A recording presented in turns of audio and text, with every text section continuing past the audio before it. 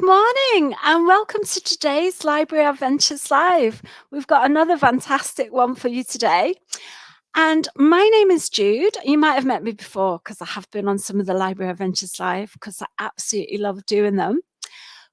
Just in case you didn't know, that we do go live at 11 a.m. every single Tuesday, but we also record them.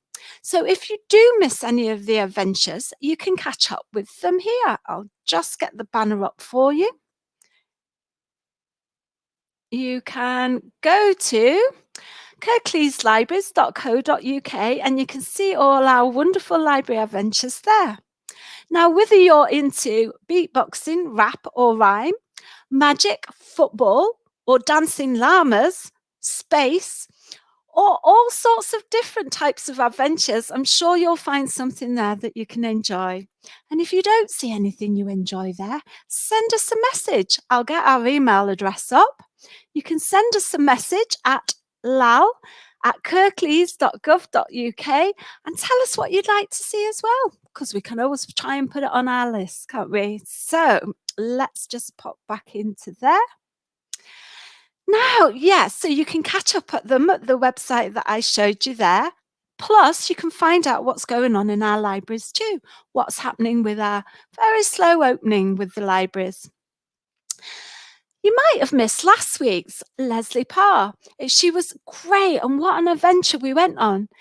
She introduced her debut novel to us. A debut novel, let me just get a little bit of information about that. That was a story about home and family and different ways in which we find them. It's a book for 9 to 12-year-olds. So when we say it's her debut novel, that's that it's her first novel that she's written and she got it published.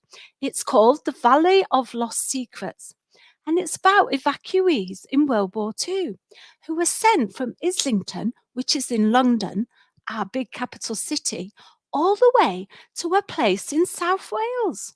And Jimmy is 12. He's evacuated with his little brother Ronnie, who's actually only 6 years old. And Ronnie is more accepting of how things change because he's got his big brother to help him. But Jimmy finds it a tiny bit difficult. So going from London to a whole new kind of place with different smells and different buildings and different countryside, it's quite difficult to adapt to that sometimes. But you know what? Something happens and Jimmy finds something in a tree and it sparks off a whole lot of mystery and changes in his life. And a lot of them are really good changes. Now, I'm not going to tell you what he finds in that tree. I think it's better if you just pop along too. I'll get the banner back up so you know where to have a look. If you just pop along to kirkleyslibraries.co.uk/Lal, you'll be able to see them there. Now, we've got another exciting Lal. Oh, yes, before I forget, if you have any questions, comments, or shout outs, just go to the chat box in your Facebook page, Twitter, or YouTube, wherever you're watching us from. Type away, or if you're not sure what to do, just ask a grown up and they'll be able to help you. And any questions, comments, and shout outs will come flying over to us and we'll be able to answer them as we go along. And I know Suzanna, our special guest, is super excited to get some questions from you. Now, I wonder if we're ready to meet our special guest today. I know I am. Who we've got today is an absolutely talented illustrator, and she wrote a book that I'm just going to bring up now. If I take that banner off, I can show you. She drew the pictures, I should say. She didn't write the book. The book was written by C.K. Smouha, and Suzanna illustrated the book. So let's hurry up and invite Suzanna to join us on screen, and she'll be able to tell us loads more about it. Welcome, Hi. Suzanna. Hi. Lovely Hi. to meet you. I'm just very conscious that I might not have pronounced the author of the book's name correctly. I said it was Smouha. I think it is Smouha. Okay, yes, that's right. you. Yes, Thank yes, you. yes. So C.K. Smouha wrote the book, but you brought the book alive even more by drawing the pictures for it. did. Yes, I did. I was contacted, I think, by Cicada Books probably Christmas of last year, and they said, we've got a script which we think you'd be really perfect for. Ooh. And when I saw it, I thought, oh yeah, that's a really lovely, warm-hearted, lovely tale, lovely story. So I was absolutely delighted to take it on. Yeah.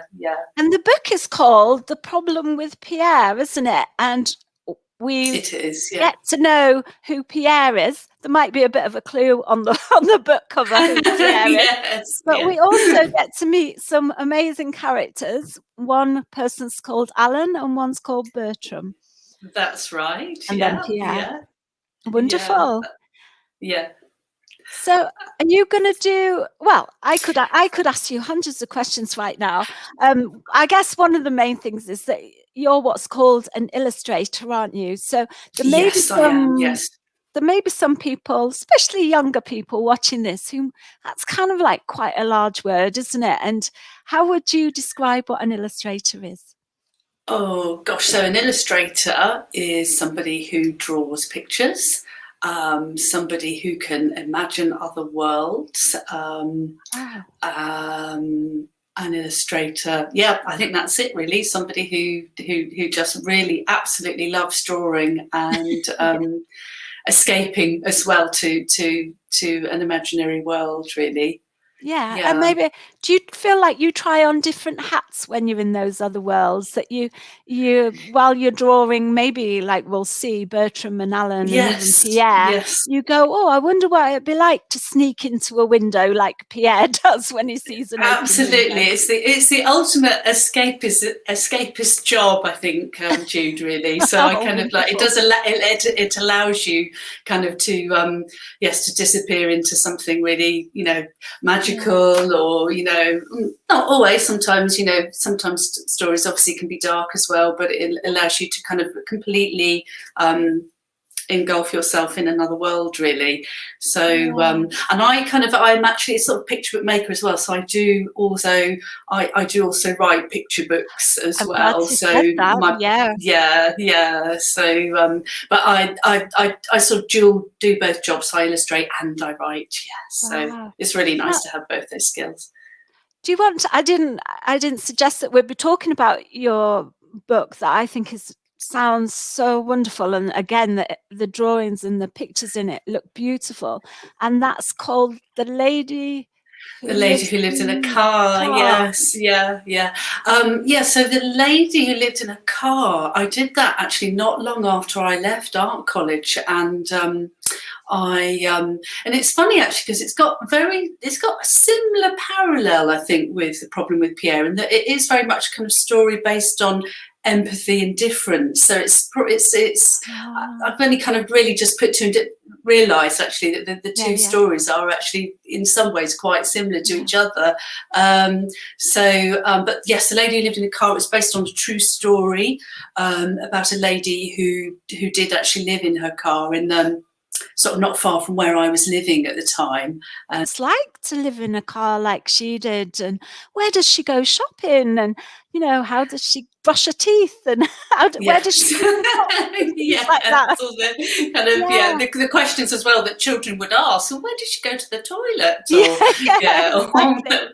It gives the chance to sort of explore a world that maybe most of us will never explore, even just sleeping in a car, never mind living in a car. And maybe that's right. And I seem to remember it's a long time ago when I did it, but it was about the kind of the different reactions from the neighbourhood, because of course on so many levels she was really embraced by her community actually, but then there was another side to the community that didn't really want her there, even though she was actually an incredible, I think she was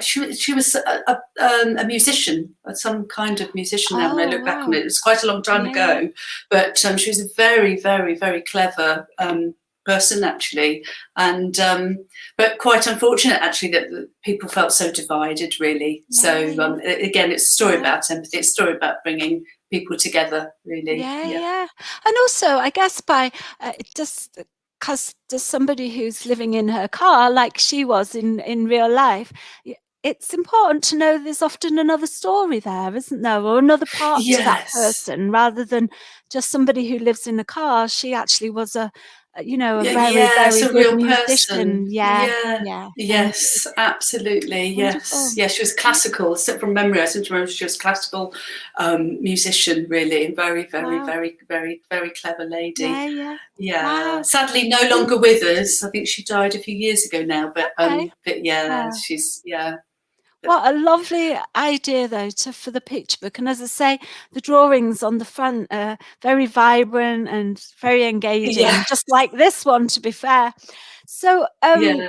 I I do have a know. copy of that, but yeah, Yay. that was the very Oh, that's first that book one. that I. Oh, Yeah. wonderful. Yes, Kind of great stuff. the screen. Yeah, yeah. I know, we're back to Yeah. front on this, aren't we? So, I know today you're very keen to go through the problem with Yes, Pierre and show us what the story's all about so we I can get to know the am. Yeah. characters. So here we go. It's the problem Wonderful. bed. So I was gonna do a little read along first, Jude, if that's all right. Fantastic. And that's wonderful. Okay. So the problem with Pierre by C.K. Smouha and me.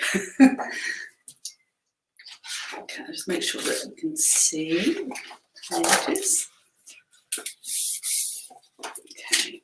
Actually, it might help if I do actually put my glasses on as well. Oh, sometimes that helps to, yeah, to be able to see everything much better. You can actually see what I'm reading, yeah.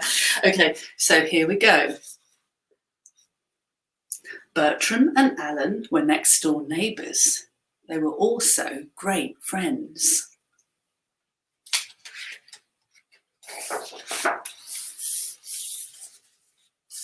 There we go. Oops, sorry. They were also very, very different to one another. Bertram was as neat as a pin. A place for everything and everything in its place, said Bertram. Alan was not very neat. In fact, he was extremely messy. Everything shines when things are perfect, said Alan.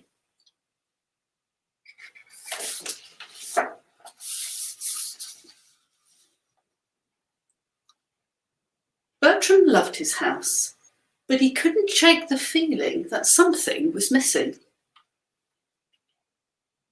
Maybe you should change your sofa, said Alan. That one looks very uncomfortable. No, it's not that, said Bertram. I need company. So Bertram got a cat called Pierre.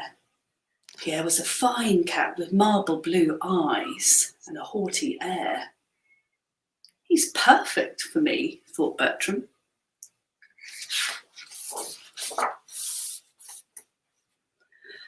But Pierre was not sure. He did not want to eat out of Bertram's finest china bowl. He did not want to sleep in the fancy cat bed that Bertram had bought. And he definitely did not want to sit on Bertram's sofa. What could be the problem with Pierre?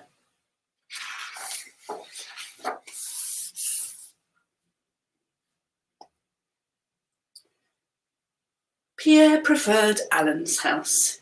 He would climb through the window that never quite closed, snack on Alan's leftover scraps of dinner, curl up for a nap on Alan's old sheepskin coat, and when he had rested, he would stretch his legs, saunter over, tuck himself in next to Alan on the beat-up old sofa, and the two of them would watch telly together.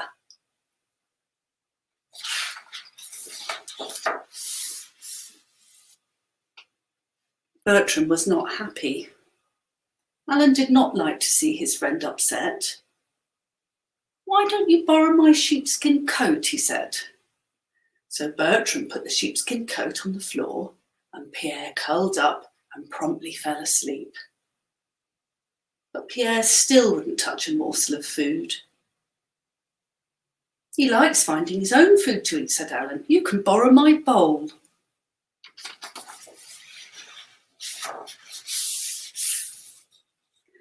So Bertram put some leftovers in the bowl, and when his back was turned, Pierre leapt up onto the table and devoured the lot.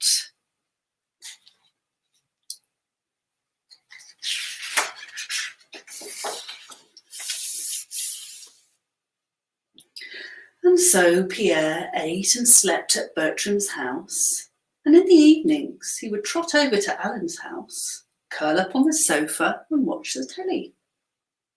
At first Bertram didn't mind, but the more he thought about it, the more it bothered him. After all, the best thing about having a cat is snuggling up and watching telly together.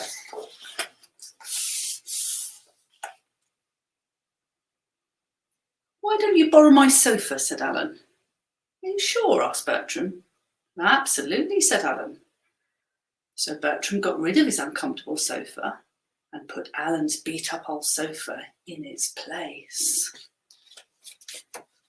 You can see that there. Look at that.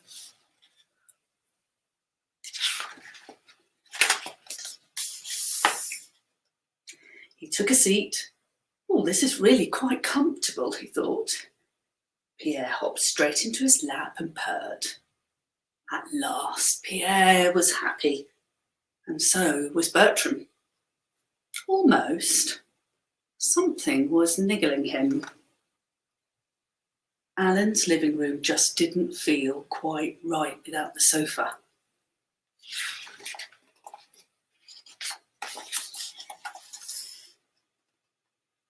He washed the dishes and tidied away the books.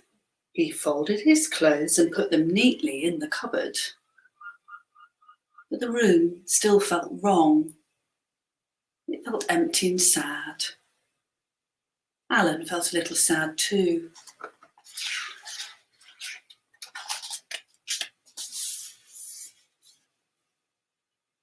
"Oh, hello, Bertram," said Alan. "I was just on my way to see you.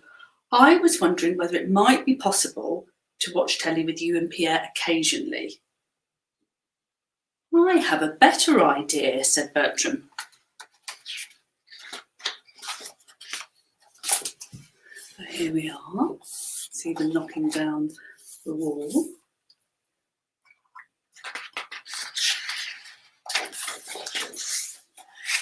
There we are. I've got a spread of them moving Alan's sofa into both their spaces.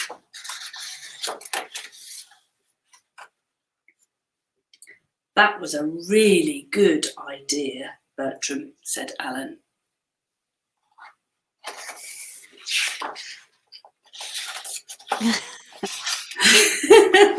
There we go. Lovely. Put that over there.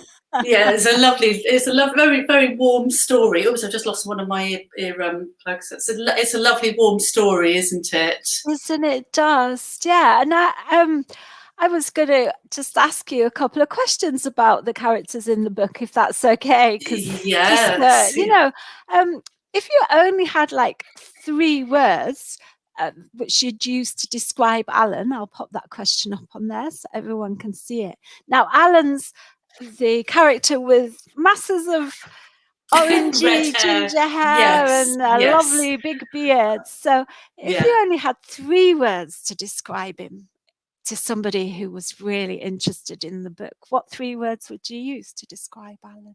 Oh, I think he is very kind. I think he is a gentle giant, but I think he's extremely messy. Very messy. I think he's extremely messy too. When you look at the picture books, you can see all sorts of things on the floor, can't you? And on the shelves and all the rest of it. Yeah, I think he seems like quite a snuggly character as well, doesn't he? Because he snuggles up with Pierre and yeah, I would use those words too. Yeah. I think it kind of does very much remind me of a kind of like a big friendly giant almost, really. He's a kind of a gentle guy, very warm, and he sort of gives, and I must say, kind of gives everything away, really. So he's And he thinks how he might be able to help Bertram, doesn't he, I suppose, by how he might be able to assist Bertram with his troubles, because Pierre keeps going somewhere else and he's thinking, oh, how can I help Bertram keep Pierre there? Which is lovely. Yes. And do you empathize? I'm using that word, but do you put yourself more in Bertram's shoes or Alan's or both? Can you relate more to one than the other? Yeah, I think. Well, I think. I mean, as much as Alan is really lovable, I don't think I could cope with all his mess, to be honest. But but then at the same time, I think they're both kind of they both have their sort of own agenda, really, don't they? Because I think very much that at the same time, I think maybe Bertram needs to loosen up and just relax a little bit, and you know. So I think they've both got their flaws, haven't they? But yeah. So, but in terms of empathy, I think it's a very much a story based around that, and I think it is very much a story about, you know, kind of. Understanding difference, that we're not all the same, that we, you know, that I mean, I kind of like to think of myself, I think, as really, really tidy and everything, but actually I think I probably am more of a hoarder than what I actually think I'm not, you know, sort of thing. But all looks nice and clear on the surface, but actually in my workroom sometimes it's a complete mess and I have to clear it all up. Yeah, exactly. I know, I think I said to you when we first met that I would like to be so much like Bertram, who's all neat and tidy and everything. But I go way too far the other way, where I'm more like Alan. So I try to be really tidy, but I don't always succeed, to be fair. But I think both what I felt was the loveliness of the kindness for both of them. They were both kind and understanding each other's point of view, weren't they? You know, that they worked it out, I think, didn't they in the story? They kind of resolved it, and in quite a impactful dramatic way, actually, quite a dramatic way. Yes, knocking the wall down between them. I suppose one of the other questions was there someone in the book who solved a problem, and He's quite a surprising character, isn't he? Because I kind of felt that you know, he's sort of this connoisseur cat with very fine taste, but at the same time he's he actually likes the kind of the rough and scruff and the laid back kind of vibe, doesn't he, really? And I think that's quite the surprising thing about the story, is you think he's like I don't know, I remember years ago watching the Aristocrats or something, and he's this kind of fine cat, very sort of fine cat, but at the same time he doesn't actually want everything to be really controlled and really, you know, fine. And really rigid. Comfy and or cozy.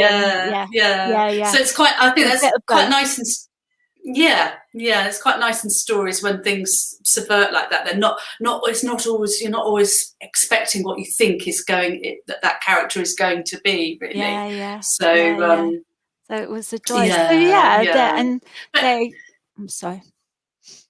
I think as well, he's kind of the sort of bridge between their two, I suppose their differences, if you like. He's the Pierre is the sort of bridge between them, and I think I think sometimes pets can be that. I mean, maybe they're not, they don't resolve all conflict in this in such a sort of dramatic way, but I think sometimes pets can bring so much, can't they, to people's lives and to children's lives and to and I think so I think that's the lovely thing about it. And I think especially actually during the times that we've lived through, Jude, actually with the pandemic and everything, you know, that I think pets, for people, particularly people that are perhaps isolated, that living alone, everything, I think sometimes pets really bring, you know, in bring warmth and, you know, And I know sometimes when I was younger, we had cats, and our cats used to go off and befriend the neighbours, which meant that we ended up befriending the neighbours too, because they'd tell us tales about our cats, and and that way you kind of started to have a conversation with people, maybe who, you know, you might have had a quick chat with, but because of the cats, sometimes those extra conversations happen, don't they? And maybe when you've got dogs and you walk dogs, you meet other dog walkers and chat about each other's dogs. I know my friend does that. Says it's very friendly having Yes. a dog. So you're Yes. right. Yeah. Pets do bring Definitely. different things. Yes, they bring different things. I think, as I said, during the times that we've lived through, I think that's been such a lovely thing, isn't it? That Yeah, you know, if you've absolutely. got an animal in the house. I mean, actually, we don't. I love cats, actually, but we haven't got one because Oh, my husband is actually really allergic to them. But oh, I shame. do absolutely love them, and we've got loads in the neighbourhood as well. So I'm often kind of Wow. observing them all the time. I think they're such incredible creatures, really, Oh, aren't they they? are. And they're So observing us, aren't they? Often sat on the car bonnet or something, watching what yeah. we're doing. Yes, Um, yeah. were you surprised by anything that Alan, Bertram, or Pierre did? Were you a bit Oh surprised by gosh. any of that? What was I surprised by? I suppose, yeah, just the fact that that Pierre's not quite what you expect. I suppose that was quite surprising. So surprised by, I suppose, the knocking down of the wall. Yeah, I was That's quite surprised by that. dramatic. Yeah, quite surprised by that. What else? What else? I think probably mostly just the fact that Pierre is quite different to what we think. Yeah, yeah. Yeah. And So you might have yeah, of assumed course, he was one way, but actually it turns out that it was a different way. So sometimes we can see people or see, like with Pierre, you kind of assumed he would like certain things, but actually turned out he liked something different when you got to know him. yes, yes, that's right, that's right. I suppose the only thing is with that, I suppose the only thing with Alan actually is that he kind of gives everything away, doesn't he? And that's quite, gosh, he's very relenting. He just gives everything, Yeah. doesn't he? And I suppose in some ways, I mean, even ends up giving his sofa away, doesn't he? So I think that's quite surprising, really. And in fact, of course, he leaves his pants on the floor as well. Yeah, I do remember seeing the pants on the floor. Yeah. I think I was surprised, like you, in a way, not to start with, that he was giving him certain things, sharing certain things with Bertram, but Yes. after the sheepskin coat, and then there was the food that he suggested, but then when he was starting to offer the sofa, I was thinking, whoa, that did quite surprise me. The Yes, yes, you sort of generosity. see them. There's that spread, isn't there, in the book Yeah. where you kind of see them, like Carrying the carrying the sofa sofa outside. down the street. It is. I mean, it is also a tale of humour as well, Jude, Yes, isn't it? it is. Really. Yeah. There we go. We've got that lovely scene there where we're Carrying putting the sofa. one house This, to another. Yeah, it's yeah. amazing. So I think I was a bit surprised by how generous Alan was. He came across as very kind, but that's a big amount of generosity. And I thought, well, at the end of it, by being so generous, then they both get a solution by knocking down the wall, which we don't suggest anybody does, but it was a lovely idea that by sharing, coming together, getting a problem and then overcoming it by working together to get a solution. Yeah. And the lovely bridge of an animal, a pet, being able to actually do that, I think, is a really nice way to bring that together, isn't it? Well, brilliant. Yes. Yeah. Yeah. We've had a few questions. Thank you so much for answering those. I know when I've been reading it a few times and really enjoying every time I read it, I see something different in it. I spot something else on the shelf and stuff like that. Funny though, because I had to go back to it actually, because it's it came out in the autumn, I think, of last year, but I had to go back over it and just familiarise myself with it as well. Yeah. So wow. Yeah. Oh, so that would have been nice. So we're going to go along and maybe have a little look at drawing for the book. Yes, that's right. I was going to show you a little bit of a process that I worked on with this book. So I'm just gonna go to my full screen now. Won't be a moment. Okay, so we get to see some pictures. Yay! Shall I pop it up? Yeah, we'll go. Just go to full screen. There we go. There we go. Can you see that all right? I'm going to bring it up now. There we go. Oh, let me just make you a bit smaller. Sorry. Right, there we go. That's better. So yes, you Okay. can see a nice big full screen, and it's on the cover Oh, of the book now. lovely. So there's the cover. There's the jacket cover of the book. So I was just going to just say a little bit about, I guess, the process of making this book, or making a book, really. So so first of all, when I got sent the text by Cicada Books, I actually worked on the cover, I think, first of all, and I did quite a few different cover designs very early on. But then I went much later on. Then the whole sort of cover work did change. But kind of so these are some, I think these are actually some what you call thumbnail sketches. Now, they're not particularly small. When you say thumbnail, it means kind of like very tiny little box sketches. And I think I was working out different kind of cover ideas at this point for the story. And then but also kind of very much early on, it is a lot of this. I mean, I literally fill pages and pages of notebooks with working the story layout out, just purely in just very scribbly thumbnail sketches. So thinking about what the action's happening on that page, and yeah, just kind of dressing the scene, thinking about what each picture involves, really. So some thumbnail sketches. And then I probably then start to kind of play with characters. So these are some really early character sketches in my sketchbook. So here's Alan here. I'm thinking about, well, what does Alan look like? And it's kind of almost a little bit like, I think when you're working with characters, it's a bit like kind of casting actors on a stage, and it's kind of like trying to get under the skin, really, of what those characters are really like. So I do lots of initial drawings to work out to get a feeling of that character, really.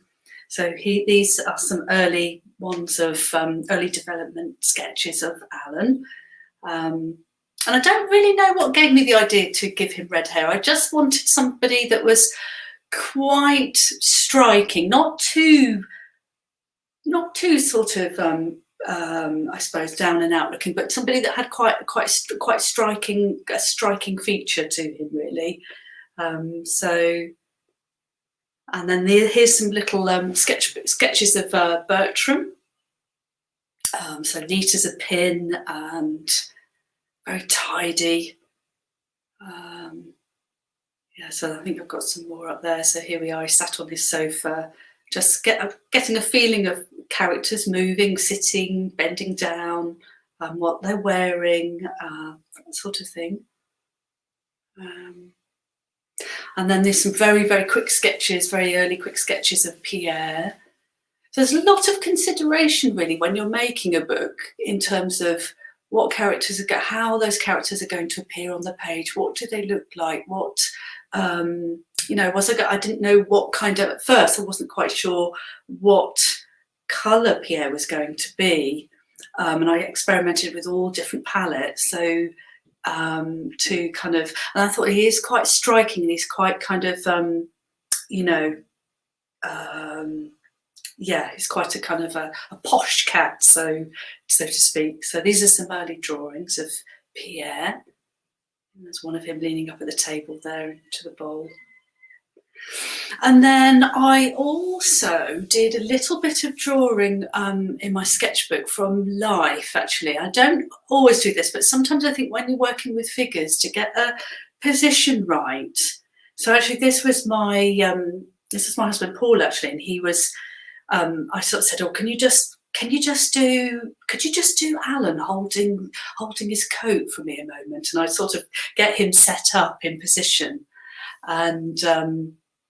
And I think it's a really, really good skill for an illustrator, actually, to carry on drawing from life if they can, to observe. And I do actually really enjoy that process. I always do love sketching from life as well. Don't always have the time, but I think sometimes if I'm thinking, a bit not quite sure how that position would work, and then so yeah, so it's really, really nice to have a model handy, really. And then I guess then after the initial stage of doing all the kind of the thumbnail drawings and all the planning stage, I'm also at this point beginning to think about colour, alongside doing all the roughs for the book. So here I'm just kind of like, sometimes we'll have a little play and a plan with colour, what colours will go together. And I knew actually for this book I probably was only going to use a fairly limited colour, not too limited, but 4 or 5 colours per spread, really. So there's a colour palette. And then I get to do the rough part, which is really, it's a really, really nice stage of a book, actually, because your planning stage has kind of like, you've come through that, and then it's lovely then building the stage of a book and putting it all together. So these are some of the roughs, actually, the early roughs from the book. And I worked very closely with the publisher to, sometimes things weren't working, and, we'd work together to resolve what was happening on each spread. And it was lovely, actually. It was a really nice kind of collaborative process. So really enjoyed that. And then here we have, so this is kind of one of my original drawings from the book. But I actually did redraw it again, because actually the figure, Alan, in this particular drawing is a little bit too small. And sometimes that does happen. I will have to kind of redraw things to get things sized right and everything. But this is one of the original drawings, early original drawings from the book. And then the fun part is applying the colour. So here we've got a colour that's a finished colour spread. And so again, I was using just a few colours per page, really. And so all the drawing work for this book was done by hand. So I was drawing with brushes, and then the colour work is actually applied digitally using Photoshop. For this book, each book project, I think it has its own special magic in the world, if you like. So each project is always approached maybe slightly differently. But for this book, I wanted something that was graphic and that brought to life the characters on the page, really. So here we've got a few more befores and afters. So that's one of the street scenes. It's a very quick sketchy rough of the street scene. And then there's a finished artwork spread.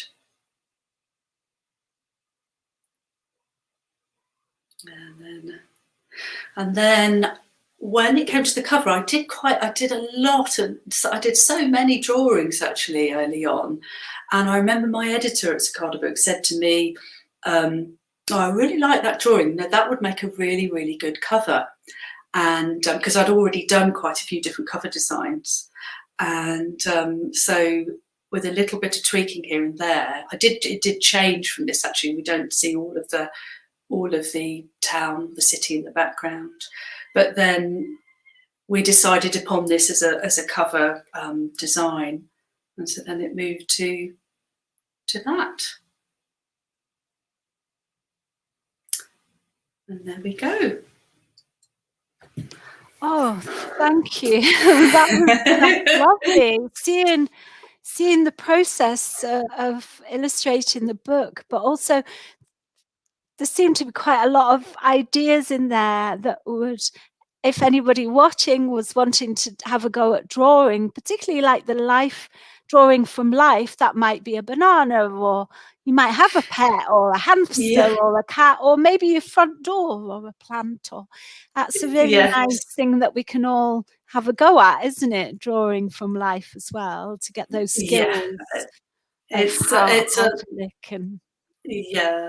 particularly sometimes if you feel a bit stuck on, how does a hand hold a jacket, that sort of thing. I don't always have time, but it was really nice to be able to kind of because the book was very much centered really on those two characters, and almost like they were on a stage set. I thought, well, how would they stand, or how would a figure do this? So it was useful having a live model sometimes to say, can you just hold a jacket for me? Yeah, And absolutely. so But even yeah, just drawing things that you look at is always a great thing to do, isn't it? Having a go at doing different things within your house, which means, you know, you can just have a play around, can't you, at drawing yeah. different things that you've got around. Wow, Yeah, definitely. Yeah. So I'm going to do a little draw along, I think, now, aren't I? fantastic. So do people hopefully he'll have maybe a pen and paper somewhere, or maybe just watch, depending on what people want to do, because Yeah. people might want to watch, might want to draw along at the same time as you if they've got a pencil and paper. If you have, quickly grab it.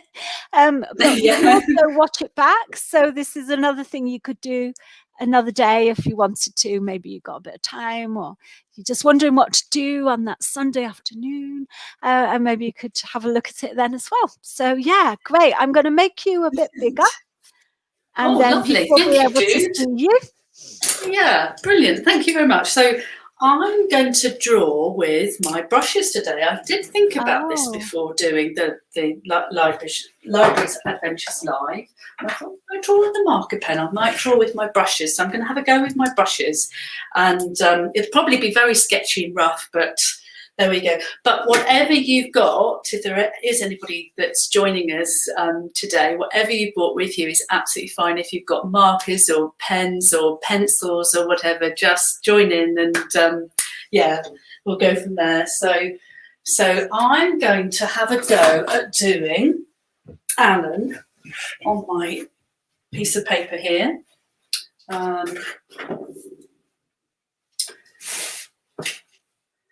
So I'm using just some black ink and my brushes. As I said, you can use whatever you brought with you. So here we go. So I'm going to start with his eye. Top there for his eye. There we go. Okay. we can see that. We can see that. Brilliant. And then we're going to do his nose. Nose. We are. Nose, which you can see that.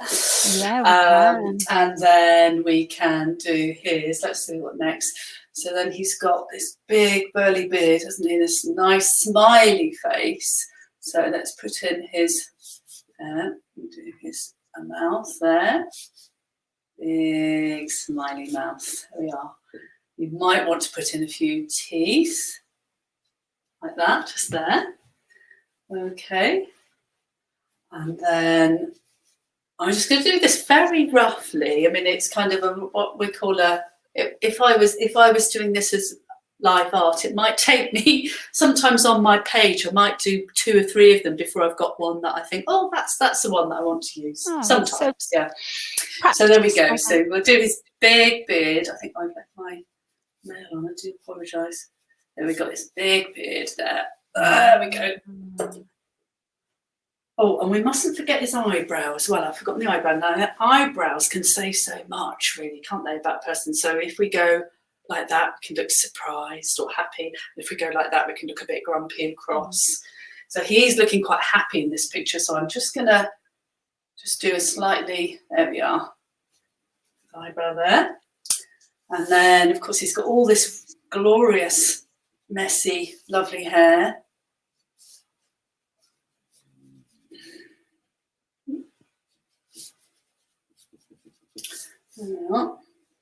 Messy hair. Oh, I think he's coming together. So we've more or less got his head out there. Keeping an eye on the toe. You'll recognise him. So then we're going to put in his neckline there. And then he's got a sort of a collared shirt, hasn't he? So we'll just put in a line there for the collared shirt. There, like that. There we are, it's collared shirt. Maybe I've made his neck a little bit too long. I just had some more details there. Okay, and then we've got his sleeve or his arm coming down this side. So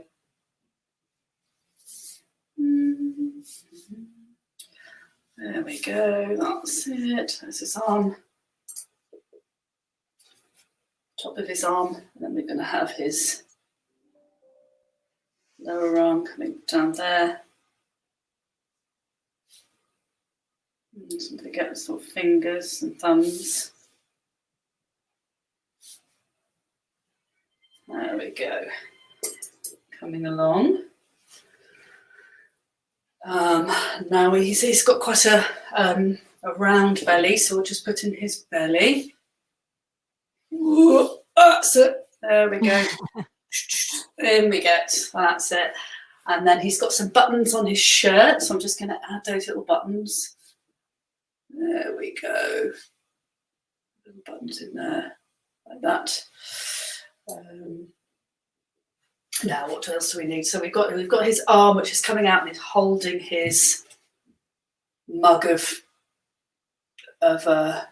Builder's Brew. There we are. There.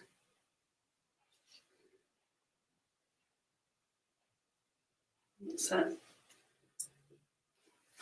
So I'm just going to turn away from it now while we just get this arm position up there. Whoop, that's it. There we go. Can you see that? Yeah, right. Right. Coming along. So there we go. So we've got his mug. So that's full of strong tea. Is that what you think? Oh, I would think that probably would be full of very strong. Yes. The same Builder's Brew. Yorkshire brew, too. Yorkshire brew. Yeah. Brew, yeah. Good That's stuff. how my mum used to like her tea, actually.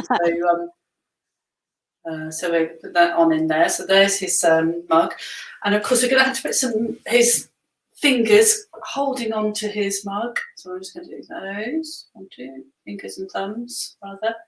Put a little thumb in there.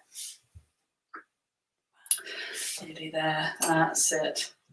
Of course, he's got some stripes on his shirt. We've forgotten that, haven't we? So let's add the stripes in. And go with, and you can, as I said, you can colour once you've got your outline. You can colour up afterwards, or add some of your own colourful details. There we are. Add the stripes in.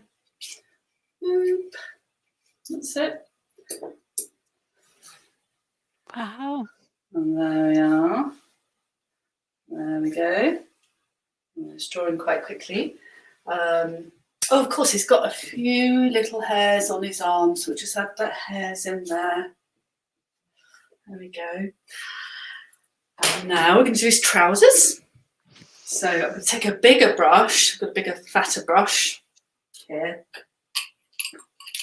My pot. There we go. I'm just going to get his trousers in. So I'm literally I've put doused my brush with ink, and I'm literally just going to go like that. Oh, there we go. Oh gosh. That's it. There's one leg. And then, of course, we need the other leg, because you can just see the other leg, the other side, just about. And the other leg there.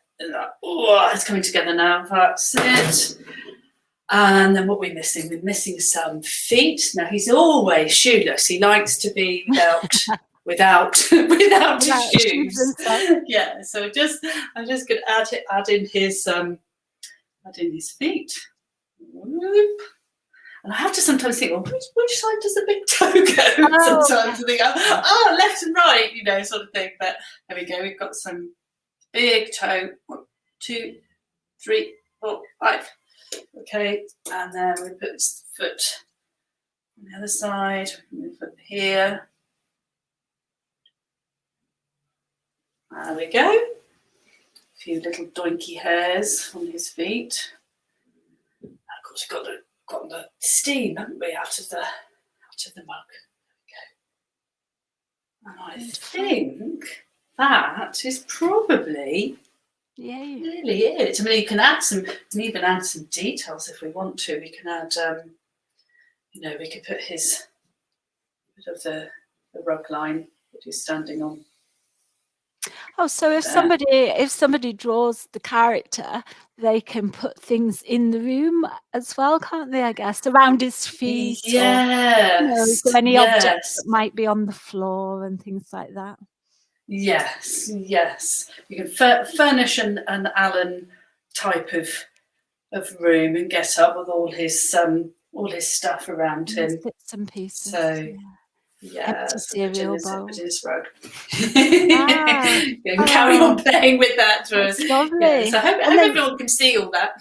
Yeah, it was. I could definitely see it, so I'm sure everybody else will be able to see it. And I'll just mention one more thing, that if anybody has done any of the drawings, please send them to lal@kirklees.gov.uk, and we'll share them with Suzanna as well.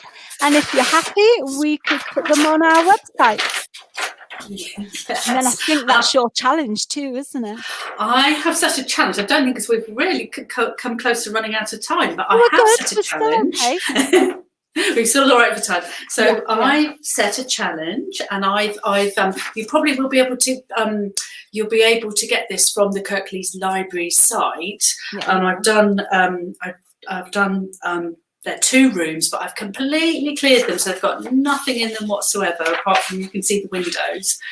And if you like, you can have great fun making a messy room and a tidy room, either or. And it could be either side. It could be the opposite side if you want to, or perhaps a very loud space, a very quiet space. So you'll be able to get that, and you can use anything you like. If you want to use poster paints or collage. You could collage bits of furnishings or cut things out from magazines, that sort of thing. Use anything you like. You can make a nice quiet space and a really messy space, and it could be either side. That's my challenge that I've set. Great. So we'll make sure that's on the website within the next couple of hours for people to be able to print off and print out. Maybe children will be at school or maybe at home if they've got printing facilities. They may be able to pop into the library, see if they can get things printed out. And what a lovely challenge. So a room that you've emptied, 2 empty rooms. One might be messy, one might be neat.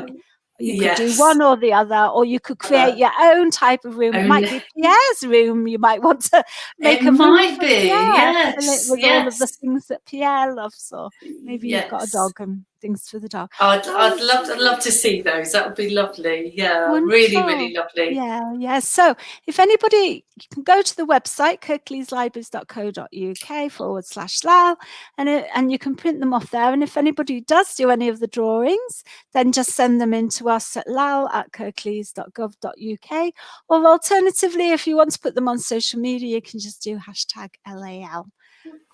So we'd love to see them, and we can always put them on the website as well if you give us permission to do that.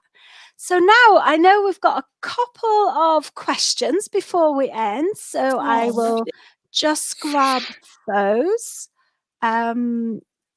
I won't be a minute, I'll just work my way down. So one of the questions is about libraries. Did you use libraries when you were younger? When you were a child, did you go into libraries at all, and did they inspire you? Yes, I did, Jude, actually. I've got a really strong early memory that my mum used to take me, actually, in the little town that we lived in, and I can remember very vividly. I don't think my mum was driving at that point, so we used to walk, or she'd cycle down, and I can remember always just the smell of the books, and how how old library books had those, and I've probably got quite a few around, but they had the old sort of dockets that either the librarian stamped on or they wrote on, didn't they? And I can remember just the whole atmosphere of it all, really. And I still have quite a few, actually, of my picture books from when I was young. Nice. But I do. It's a very early memory, that, actually.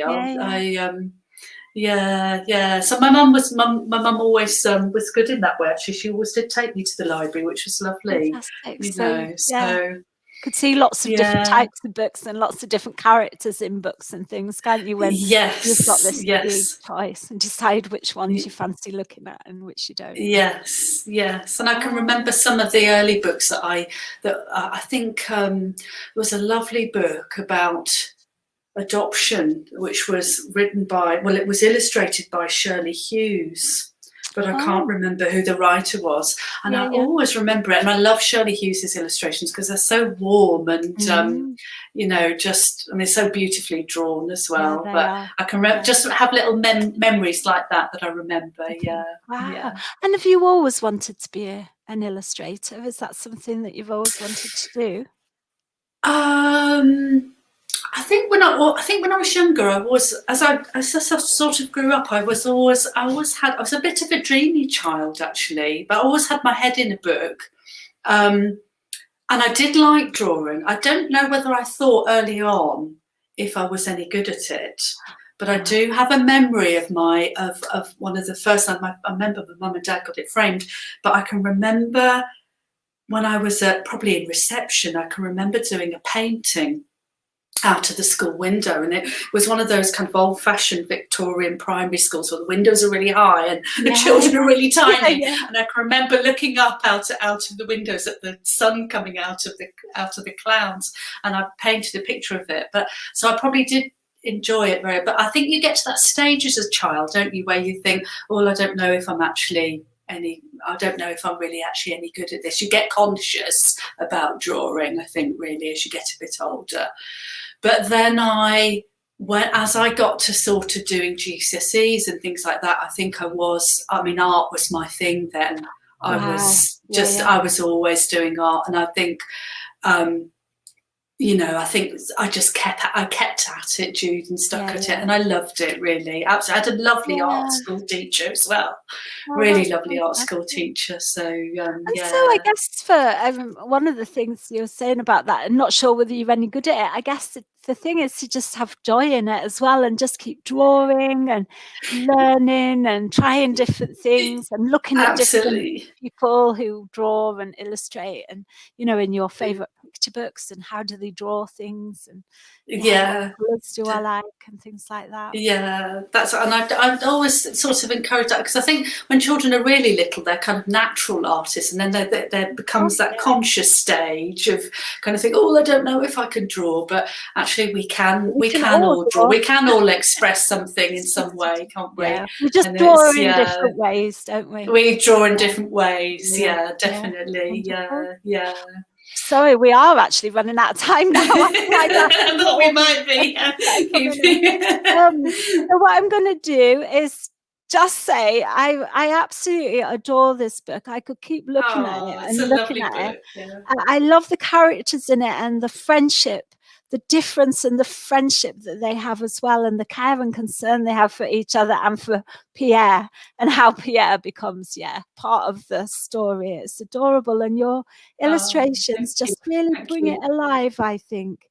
And they absolutely do. So it's been an absolute pleasure to have you on Library Adventures Live today. It really has. And hopefully people will go away with some hints and tips and some little drawing skills, and have that joy of drawing, and how we can all how lovely. We can all just get a pencil and paper, hopefully, and just do a bit of drawing, have a look around and do some drawing. So thank you.